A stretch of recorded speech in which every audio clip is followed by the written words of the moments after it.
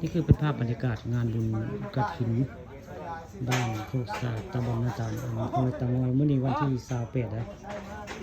เมื่อเริ่มงานบุญนะเรื่องงานบุญกฐินวัดนี่คือแหล่มัน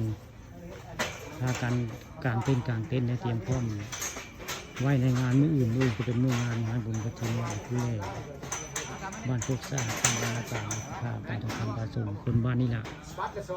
ภาพบรรยากาศในงานบุญกฐินเพิ่นมา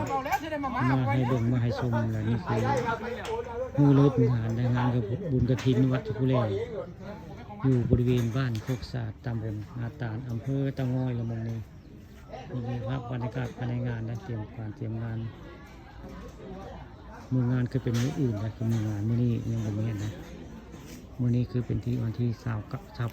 28แต่ว่าผู้ค้าเอาภาพบรรยากาศในงานมาให้เบิ่งมาชมผู้ค้ากับกลางเต้นให้เจ้าก็เรียกว่านึงได้บัดนี้กลางเต้นใหม่แล้วคุณสิกลางใหม่แล้วเต้นที่3สิกลางใหม่เตรียมพร้อม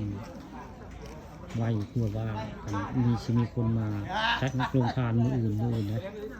นี่เขาเจ้าว่ามีคนมาจัดโรงทานมื้ออื่นไป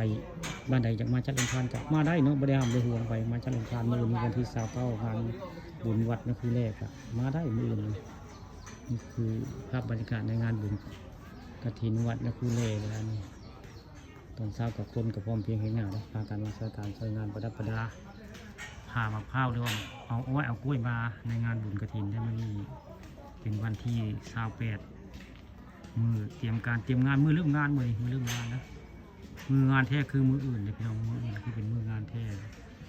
นี่คือภาพบรรยากาศในวัดเพิ่นน่ะในวัดบ้านโคกสาตำบลนาตาลวัดนาคูเล่นะนี่ลูกค้าก็ได้มาร่วมงานเนาะมากางเต้นมาเอามาข้าวมาประดับประดาช่วยงานนำกับเจ้าได้เพราะว่าเป็นคนบ้านนี้เป็นคนบ้านโคกสานี่ครับบรรยากาศในงานมาให้เบิ่งมาให้ชมนี่คือบริเวณวัดบ้านโคกสาตำบลนาตาล